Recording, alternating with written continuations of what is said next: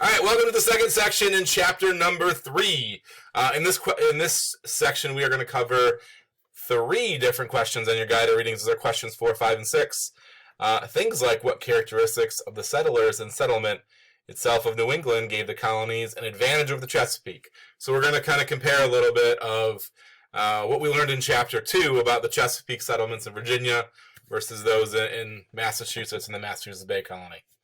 I would also like you to, we're going to look at the population a little bit. Due to high birth rates, long life expectancies, and immigration, the population of New England increased tremendously.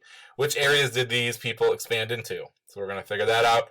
And last but not least, we're going to talk about what was the role of Rhode Island in New England. And then I would like you to provide some specific examples of why they settled there and what kind of function it served. So that's it. All right, let's first talk about, the New England colonies, the Massachusetts Bay Colony, the settlement at Plymouth. What did that have? What were the advantages of that over the Chesapeake? We talked about that a little bit in the last chapter. Remember, there was a pretty high mortality rate. The life expectancy was not very long. You didn't seem to get that in Massachusetts. And population struggles. There was big immigration that came over the Chesapeake. Now, we don't need that big immigration in Massachusetts. They will get what they call the Great Migration between 1630 and 1640, which sees a lot of people come over. But by and large, their population expands naturally, meaning through birth. The birth rate expands population. Not so in the Chesapeake. Now, one of the reasons is families. Families came over in Massachusetts. So in the Chesapeake, where you had a lot of single guys that came over, and the women followed afterwards. In Massachusetts, they brought families over, so families had kids.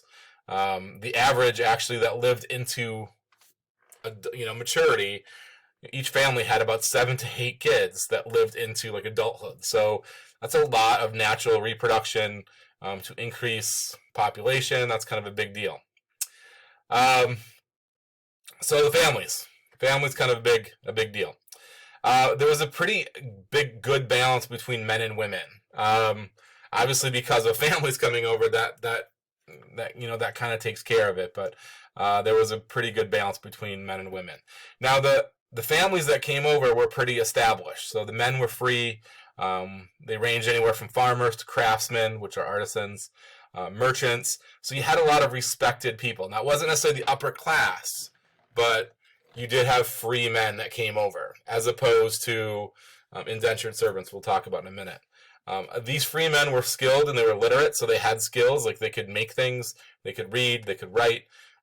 So that expanded their societies with being able to build them up and also being able to kind of think through problems, communicate those issues. That really greatly helped them.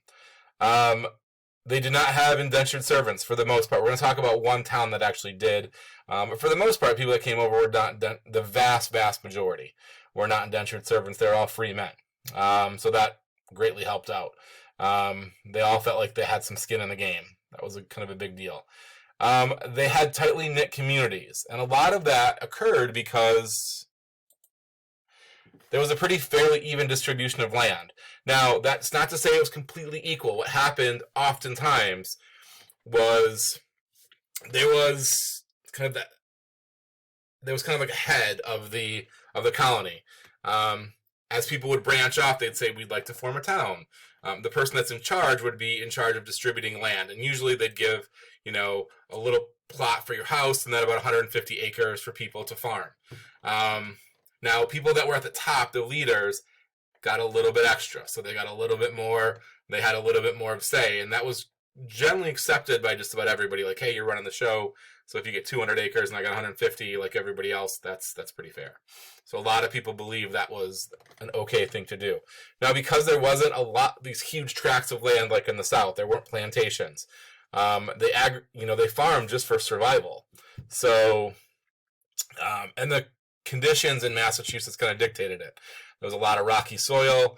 It really couldn't grow like tobacco, and obviously the winters are longer, shorter growing seasons, so they really couldn't grow like sugar and rice, cotton, tobacco, like are going to be the cash crops of the South. So they couldn't really do that. So their farming was for survival. They grew food that would feed their immediate family.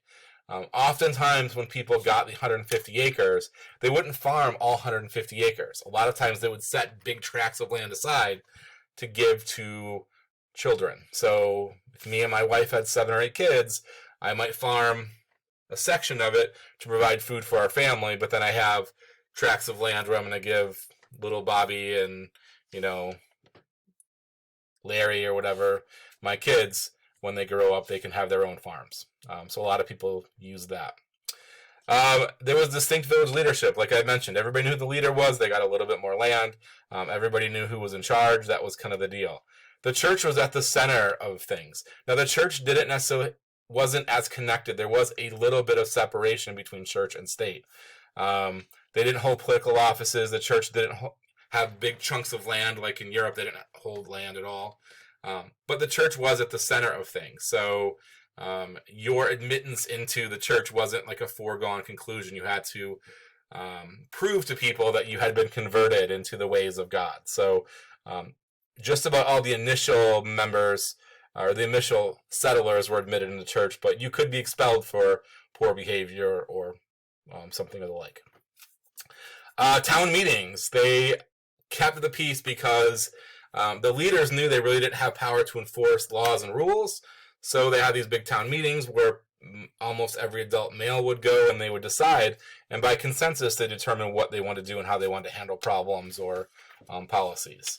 So now eventually this is going to give way into a more representative government.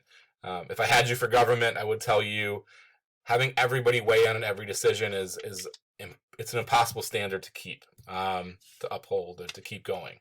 So eventually they're going to give way to representative democracies, but initially at least all the adults kind of get together and make these decisions.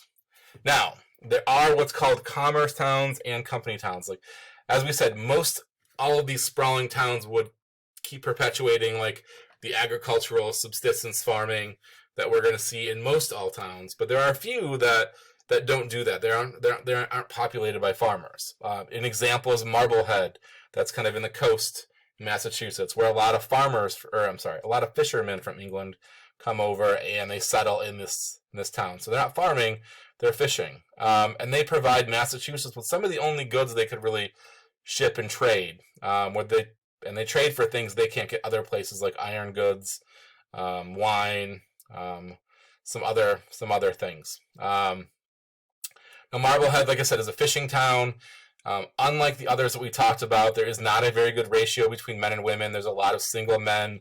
So Marblehead will have a lot of the historically kind of negative behaviors we'd associate with towns that only have single individuals in them. There's a lot of raucous behavior, kind of drunken behavior, that sort of thing. So there's definitely some spirited activities, I guess, going on in Marblehead. Springfield is kind of the last one. Springfield, if you kind of know, is the present-day capital of Massachusetts. Not so much back in the 1600s, but Springfield is farmed as, again, a commerce and company town.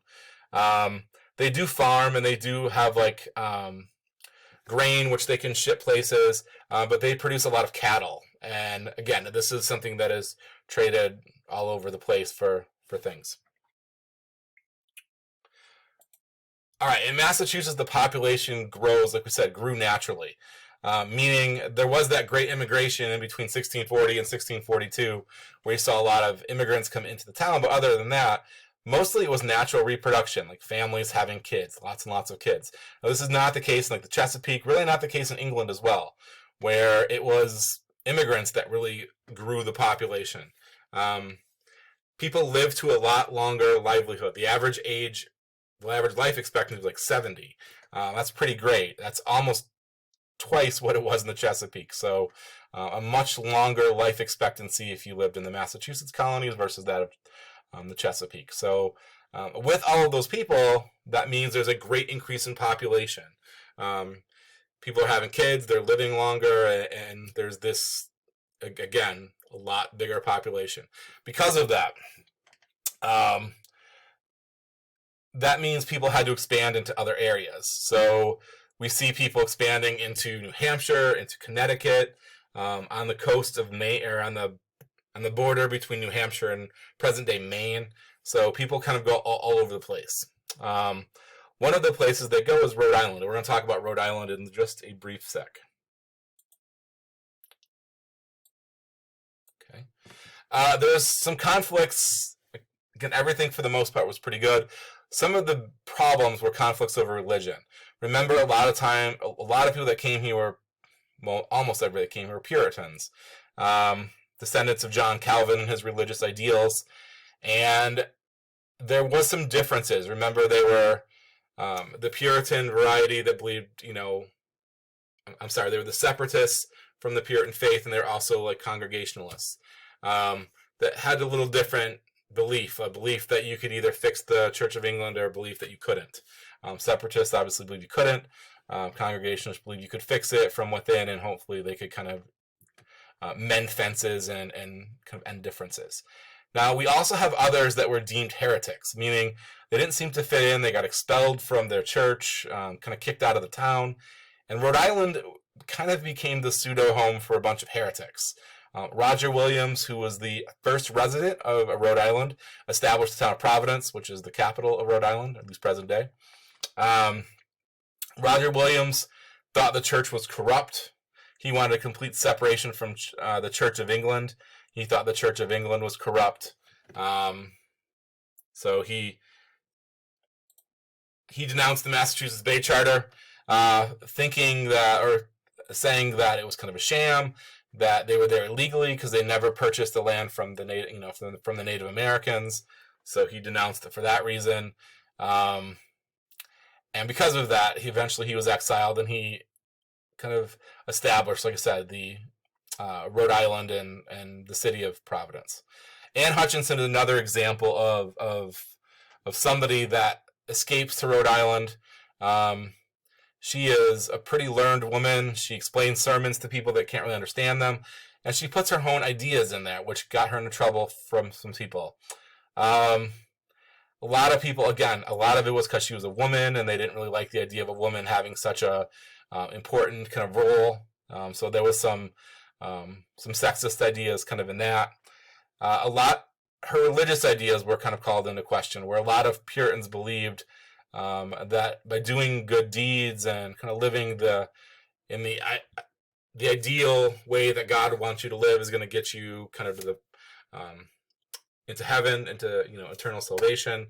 And Anne Hutchinson believed that it was really the soul of a person, and you kind of intuitively knew, like, yeah, I'm one of the chosen ones. I'm going to heaven, and that's going to be okay. Eventually, Anne Hutchinson was expelled, and she made her way to Rhode Island. So Rhode Island was a home for these people that didn't seem to fit in quite with the religious beliefs of the other colonies that were expanding into, say, Massachusetts expanding into New Hampshire and Connecticut. Rhode Island was kind of the runoff of people that didn't quite fit.